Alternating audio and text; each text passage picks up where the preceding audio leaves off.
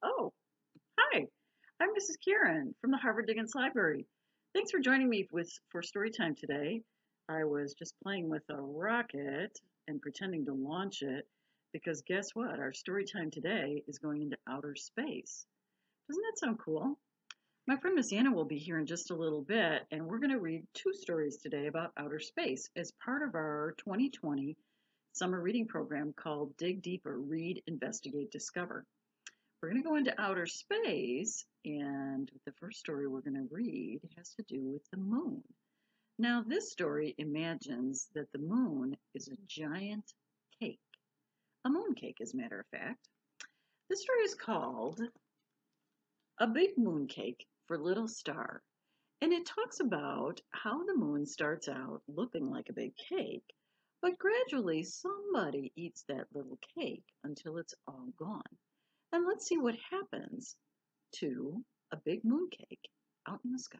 A big mooncake for Little Star. The book is written and illustrated by Grace Lynn. And when we start, we see that here is Little Star, and her mama is putting a big mooncake into the oven to cook. Doesn't that sound yummy? Little Star's mama laid the big mooncake onto the night sky to cool. Now, Little Star, Mama said, your mooncake took a long time to bake, so let's see if you can make it last a while.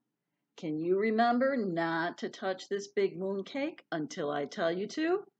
Yes, Mama, said Little Star, smiling. And Little Star remembered as she brushed her teeth, washed her face, snuggled into bed, and fell asleep.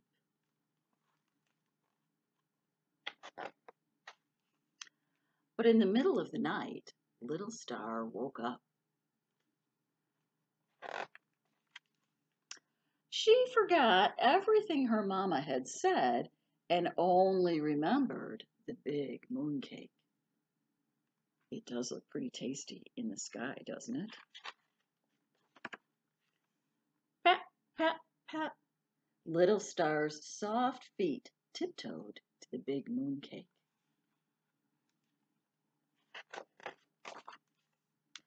Would her mama notice if she took a tiny nibble? Little Star didn't think so. Yum. But was someone coming? Little Star flew back to bed. Look at how her jammies look like stars in the night sky, don't they? With that cake looking like the big moon. The next night, Little Star remembered the big moon cake again. That one little bite had been so sweet and tasty. Was the cake still there?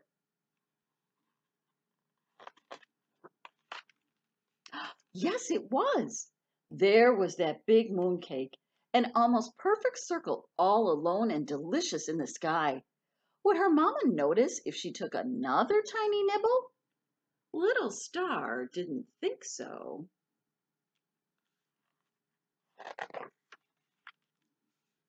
Yum! Little Star flew back to bed. Look at that moon. It still looks like it's a pretty big circle, doesn't it? And the next night, what do you think Little Star remembered? The big moon cake, of course. Would Mama notice if she took another tiny nibble? Little Star didn't think so. And the night after that, what did Little Star do? Nibble, nibble, yum. Do you see what's happening to the moon? Is it a big round circle anymore? Looks like Little Star is nibbling right through and not making it a circle. Night after night, Little Star took tiny nibble after tiny nibble of the big mooncake. Until one night, Little Star's mama went to look for the big mooncake. Where was it? It was gone. Instead of a glowing round cake, there was just a trail of twinkling crumbs.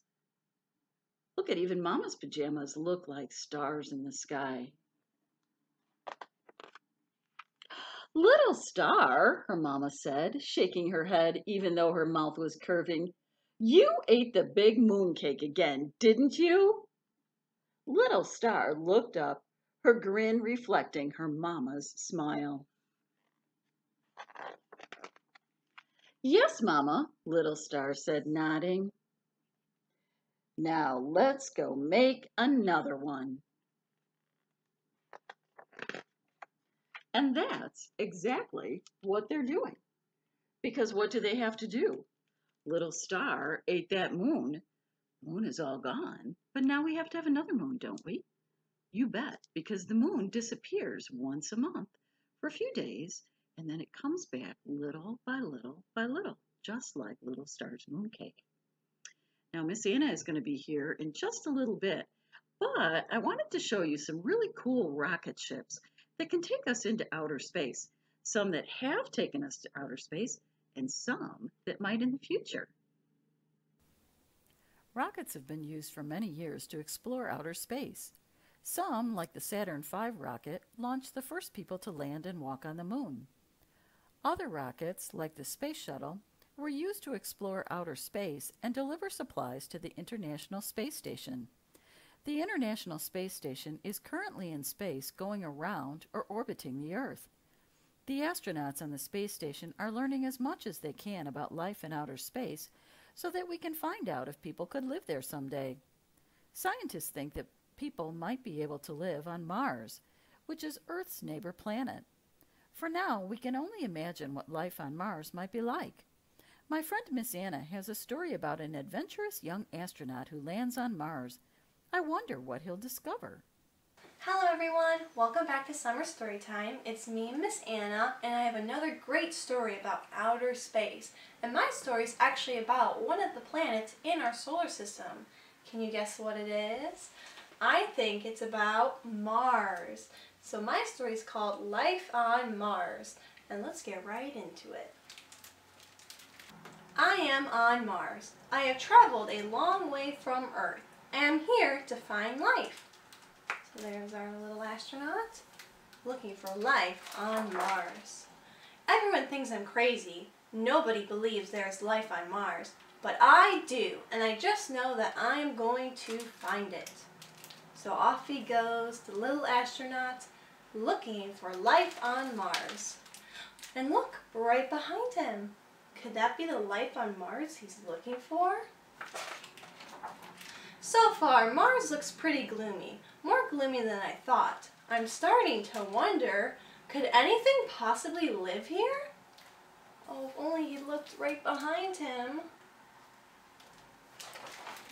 It is dark. It is cold. I've brought this gift of chocolate cupcakes, but I don't think I'll find anyone to eat them. So there he goes, still looking, as there's something right behind him. Wow, I was wrong. Mars is nothing but miles and miles of dirt and rocks. It's obvious nothing could possibly live here. Oh, he's getting pretty discouraged. What a disaster. Everyone was right. There is no life on Mars. I am going home immediately. And look, the little astronaut left his gift behind. And the life picks it up. He's like, wait, I'm right here. Uh-oh, where is my spaceship? Oh no, can't find its way home. I can't believe it. I'm lost. Lost on Mars, where there is no life. Wait a minute, what's that? No way, it's life. It's on Mars and it's alive. What an amazing discovery. I can't wait to get back on Earth and show everyone what I found. What did the little astronaut find? A flower. And look, my box of cupcakes. How did I get there? Now I've got to find my spaceship. I bet I'll get a good view from the top of that mountain. So there's his cupcakes and his flower. Will he find his spaceship? Aha! There it is. What's that mountain he's on? He's on top of that alien. What an adventure! I've always believed there's life on Mars, and I was right! His life on Mars was that flower, but he also missed a big alien. And off he goes, whoosh, into outer space, and he says, I think I deserve a treat. But his treats are all gone. Who could have eaten those cupcakes? I hope you enjoyed my story about life on Mars, but now I have a great outer spacecraft for you. And the craft is making your very own bubble planet. Ooh, ah. So you are going to make your very own planets with your very own nice sky, and the way you're going to decorate them is through bubbles. And I'm going to show you how to do that right now.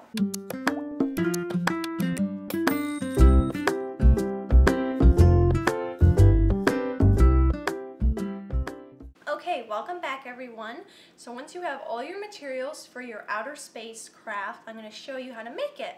So firstly, you're going to want to make your soapy mixture. And all I did for this was a cup of corn syrup. Then you're going to need 2 cups of dish soap or bubble soap. So either one, it doesn't really matter as long as you have one or the other.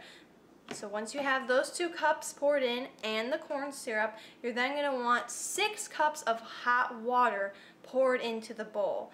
Then once you have all that in, you can start stirring it around. And once you know it's all stirred up, is you see bubbles forming at the top, okay? That's all you need to do, is just a simple stir around.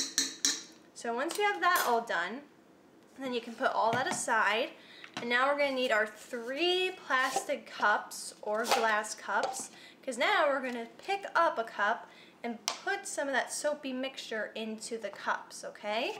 And they need to be individual for our different type of colors.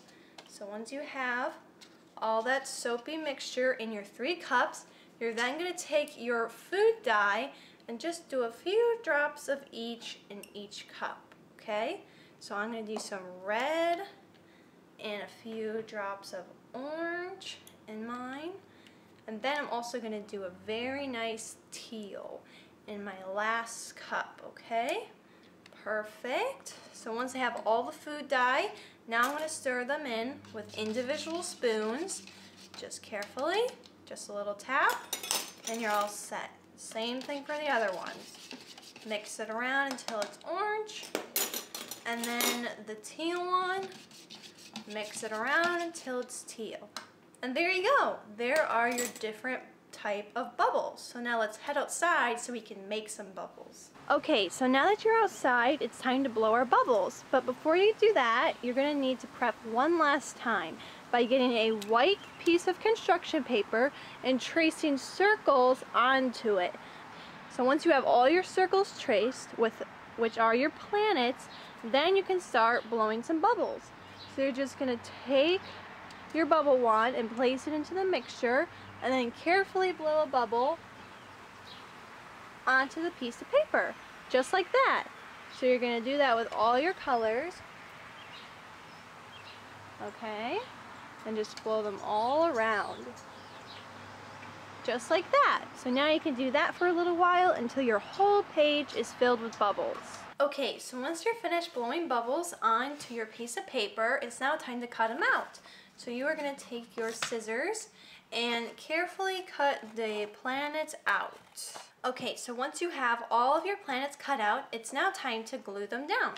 So let's take our black piece of construction paper and start gluing down our planets. I'm just going to take the glue and glue it all around the planet and place it down on the piece of paper. So do the same thing for your other planets. Okay, so once you have all your planets glued down, it's now time to decorate. So you can take some colored pencils, and I'm going to take this white color pencil and draw stars all around my galaxy for my planets. So just a few stars all around, and there we go. There is my outer space craft. Doesn't it look so cool? I hope you enjoyed making your own outer spacecraft, and you enjoyed the stories as well today. But that's all I have for today. But you'll see me and Miss Karen very soon with more stories and more crafts. But we'll see you next time. Bye-bye.